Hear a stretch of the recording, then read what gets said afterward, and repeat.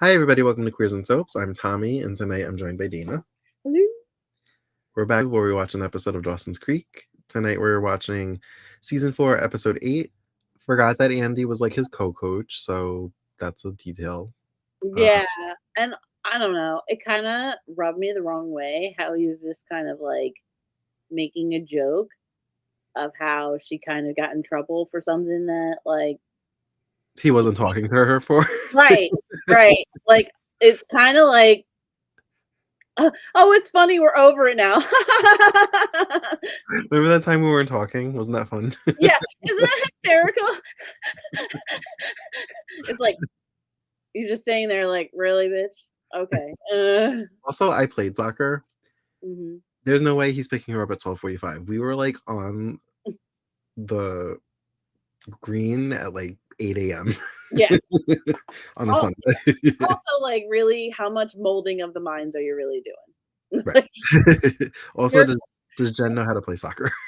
You're basically a babysitter for these parents, like with sports. Like Right. it's and also I don't know, maybe my ears have deceived me, but the voice of this guy on screen is very familiar to me. I guess he's the new principal. I guess, but like he sounds like someone I've heard before, and I can't put my finger on it. But take care of this punk for me, will you? See if maybe you can straighten him out a little bit. Straight isn't a really big part of Doug's vocabulary. Yeah, that's funny. Hurry up, we gotta get going. I know it's not right.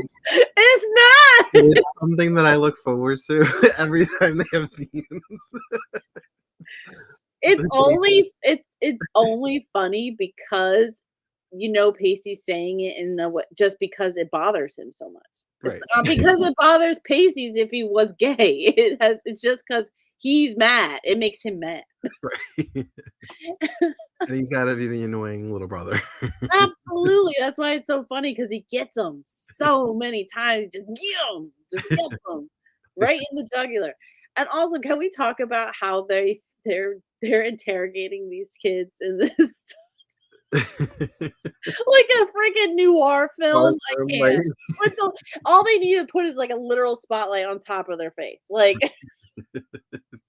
where were you between the hours of 5? Exactly. I fulfilled my debt to you. I painted your house. I painted your fence. Your boat is fixed. We're even. It's over. So I'll do this, but I'm going to need some compensation. No.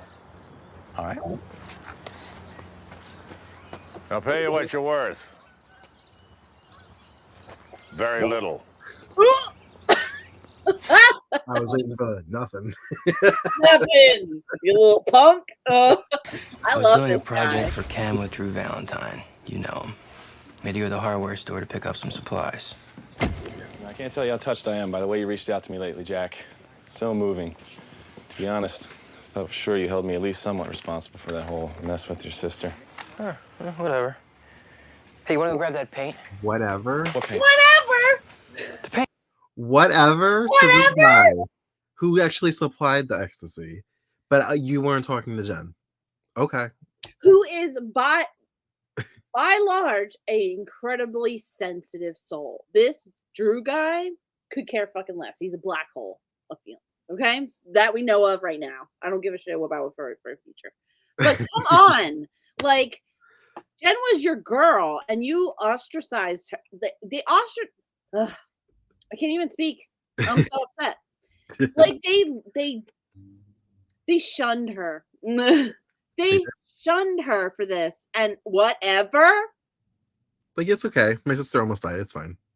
Okay. It's fine. It's fine. We made up. It's fine. Wait a minute. Are Dawson and Jack responsible for this, and are they pinning it on Drew? I hope so, because I kind of put that together a little bit. Like as I'm sitting here thinking, I'm like, and he said to Jen, "Karma," as he was leaving. Right. So karmic retribution kind of thing, and like that's why it's because I love Jack, and you would never think that he would just be so flippant about this. Yeah. Like all right, maybe I'll let it slide if this is where it's going. Well, that's the whole thing. It's kind of like they better be nice to Jen or do something good for Jen or something like that, because it's kind of messed up that he's been getting skirted by. Nobody's looking at this dude for whatever reason. At first, I thought it was the Pink Panther music. I cannot like this. Okay, episode's pretty light so far, and I can appreciate it because we've been pretty heavy. So, Yeah, I feel like they do this once a season. Like, which they gotta break it up with some silliness. I think so. Can I say that? What time did you get to the park? Did you see the shadow of like the slow motion fans? Yeah, it's just so dramatic.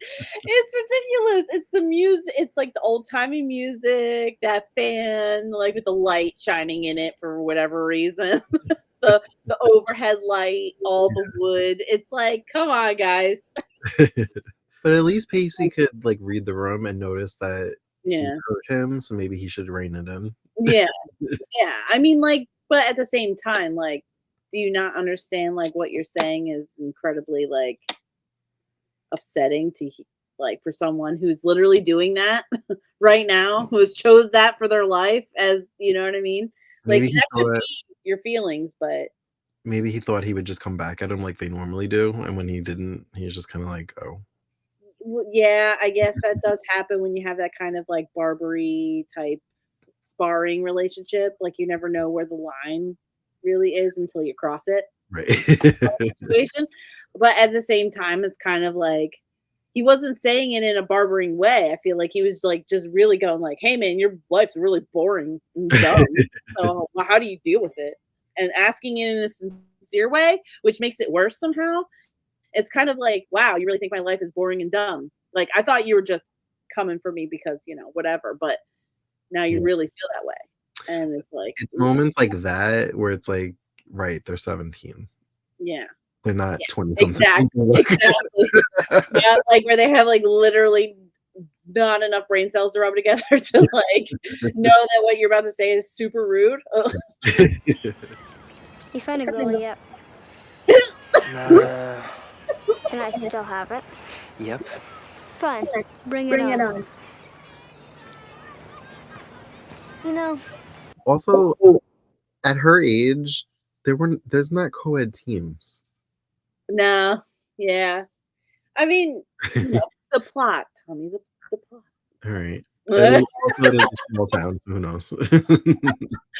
But also, did you peep that older woman that was spurned by the fact that he's gay? Peep it eyeballing their interaction for whatever reason. Yeah, I feel like she's gonna start trouble. I don't like her. Because somebody couldn't get laid. Oh no, you pervert! You predator, pervert woman. You discussed my 9th grade pact with Dawson. Oh, you remember the agreement too, I see. Well, of course I remember it. It was my idea. But did it ever occur to you that my not-so-close acquaintance / former best friend has hinted or possibly even implicated yours truly only to divert suspicion from himself? Mr. Witter, justice is blind. If Dawson is responsible, we'll nail him. Just as we'll nail you.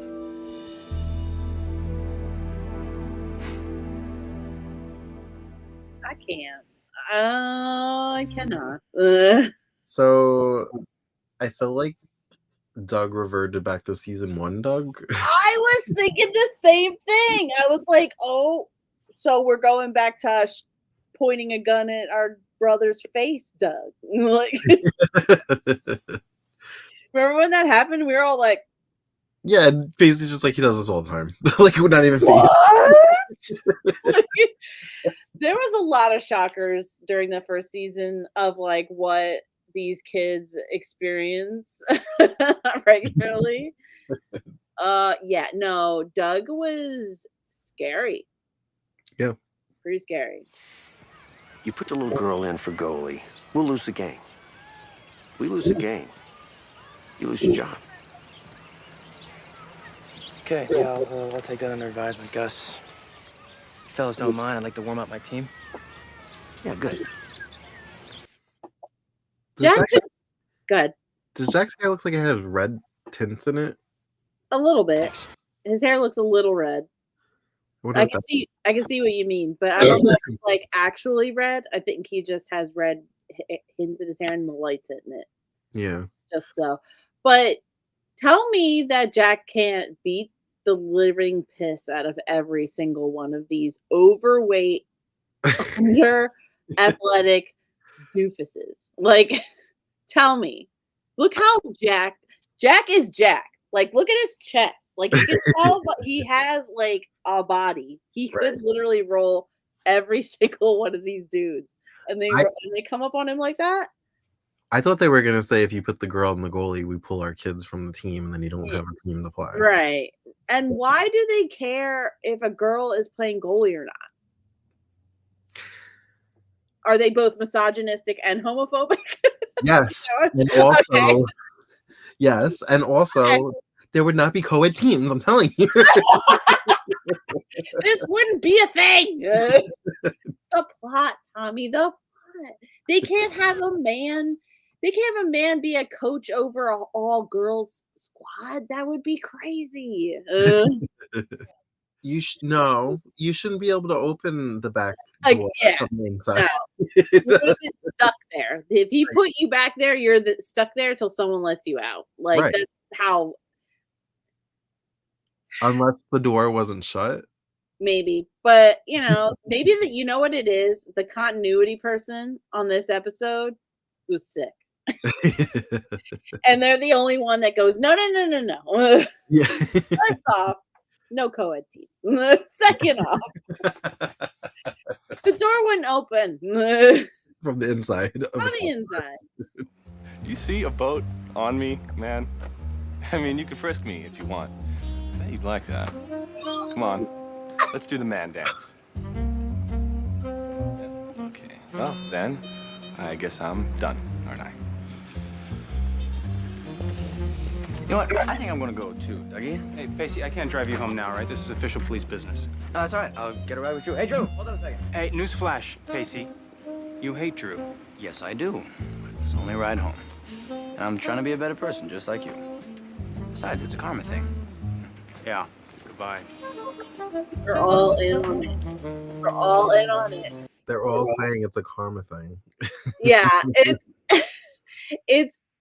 all three of these guys came together and put together this plan just to get, because come on, they lured Drew out there with anonymous phone calls, so now that a cop has seen him in the scene where the boat went missing. Right. I mean,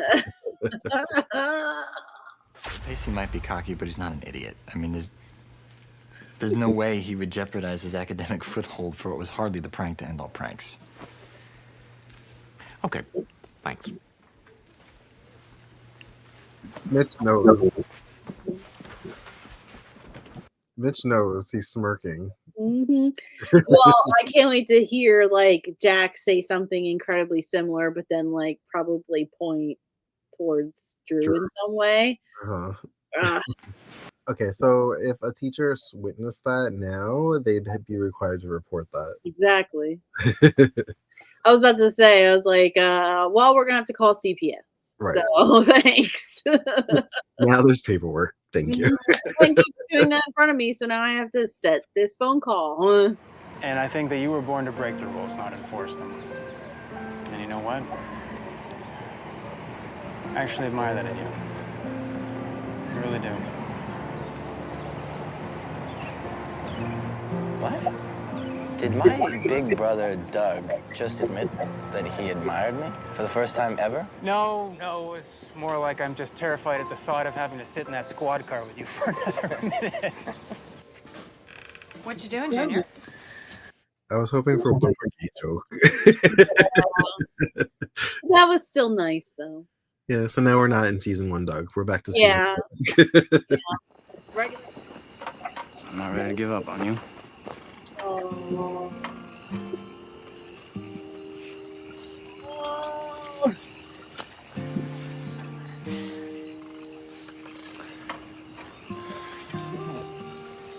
Doesn't work out? Could always just kill each other.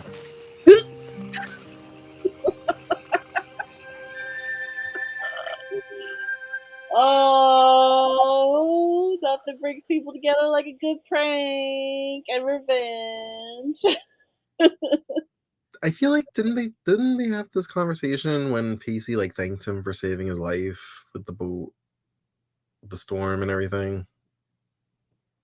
I don't don't really remember them having like a full-fledged conversation. I feel like it was kind of I mean, again, I do a lot of things to wipe my memory on a regular basis, so I can't say that it's good to rely on it, but I I just thought feel it like was they good. were like, we're good, and it's gonna take time to get where we were, but it's not totally off the table. So this just feels like a reiteration of that. Well, they haven't there was never I guess maybe they did say that and then nothing ever came of it. Like, they never actually Right. did anything, and they've been still kind of weirdly awkward around each other since then. Yeah. But this, they, like, literally worked together, collaborated. Yeah, I feel like Active the way. rave was like the first time they were together in like a social situation where they were like, On the same side. we could tolerate each other, but it's Yeah, awkward. yeah, And exactly. then when Andy was okay and she left at her going away party, she made them put their arms around each other for the picture. Yeah, exactly. And now Like, and the the fact that yeah, and he didn't shake it off or, like, go you know what I mean? That yeah, was, like, the sign that, like, okay, we're gonna try to be cordial, you know? he should just give in. He likes his sister. You would think that would go the distance, right, for his potential goal, but, like, that's the whole thing, like, they're not he doesn't consider himself, like like, he doesn't know, you know? Yeah, Like, he obviously has feelings. They obviously have feelings for each other. right. He But they're just like, "Oh, we're friends. There's nothing there." yeah, we're just friends, just friends. I'm not ready for a relationship. Neither am I. Said the two people who will eventually be in a relationship together. So, yeah, we did the whole karma thing with Drew. Mhm. I would like to think that it was for Jen's honor, but we never really circled back to that. Right. Like, I they don't say it's for Jen's honor Mhm, or even Andy's for that matter. mhm, I think he's just collectively been a total tool right. and no one is appreciating it in general. So they wanted to kind of just, make it known that they're not a fan by But he doing hasn't done that. anything to them. Not not that we know of, but that's He's I just, like, guess messed with Jen, so that's why right. I would like to think that it was for Jen. I do too. I want it to be because that would be what would make me feel better about the way they treated her. Right. Like, you know, I don't know. I don't think the writers did a very good job, like making sure that the audience would know, like that Everybody's good. everybody's good. You know what I mean? That they all understand that Jen really didn't have anything to do with like what happened to Andy. That Andy did it on its own, other than like that speech. Right. That was it. The people weren't like, "Oh, I'm so sorry, Jen, that we did this." There was no lines like expressing how like they were wrong to her, other Right. than and Jack was just like, "I'm sorry, I was mean to you, but I Y was so mad about my sister," and she apologized, and it's like, for what? right. So it's like Andy forgave her, she didn't blame her. If we're to think that this was all for Jen, Yeah, then the boys are on board and they've redeemed themselves, I guess. yeah, But Joey's really the only one that's I feel like needs to, like, be like, "Hey, sorry about that." yeah. Like And Joey just like rolled in like, and again just said like, "Oh, I'm just happy that screwed over Drew," right. you know, and it's just, oh, I don't. These are not very good friends. No. No, they're not being very good Well, I don't friends. know if you saw when Jack got fired, what did Jen do? She hugged him. Yeah, It exactly. wasn't like, "Ugh, don't talk to me, Right, you're fired." right. Ooh, fired. Like, no, I like, can't be friends with an unemployed soccer yeah, coach. ew, don't you dare be unemployed and touch me. Like, Now what I am I gonna do for my community service? right, right. Well, that's what I mean. Like, it's just kind of one of those things where it's like, if it was me, again, Jen's such a good person Mhm. that if it was me, I would never let them live it down. I'd be like, oh yeah, like that time that you ostracized me because your sister stole drugs from me Right. and then took them, even though I told her explicitly not to take them. And they weren't even really my drugs. They were gifted. And they weren't even my drugs. They were forcibly given to me by Drew. Like, that's what I'm saying. Like, a part of me feels like there was like filler dialogue that was maybe cut or was written and then cut. That we did not get to see as an audience that would have helped like make the connection to why they would go so hard on Drew. Because it doesn't feel like they should have. Yeah. Probably like time was probably an issue. They were like, who cares? Nobody gives a shit about Jen anyway. She's fat. And like, Meanwhile, 25 years later. Yeah. Meanwhile, like, you're like, why did they do that? Yeah. Well, Michelle Williams is like one of the most successful Oscar-winning actresses of all time, who's gorgeous and was gorgeous then and is gorgeous now. Like, 2000s were a horrific time, but there's probably stuff there that should definitely have been written in there to make it feel better. But like, if it happened exactly how it happened, then if I was Jen, I'd be still pretty pissed. But what I'm imagining is that in between. What happened in between, like the diner episode to this episode, were conversations between them, about it. How Jen explained that Drew's like basically a sociopath and did all this stuff, and then now they're like, okay, well, let's get him. You know what I mean? Right. Because everything felt way too chill, way Right. too cool, way too everybody's fine. Yeah.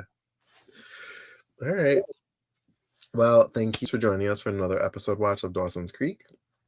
We'll be back really soon with another episode. And as always, you can find us on all the other socials at Queers and Soaps. Until next time, have a great night. Yay! Bye. Bye.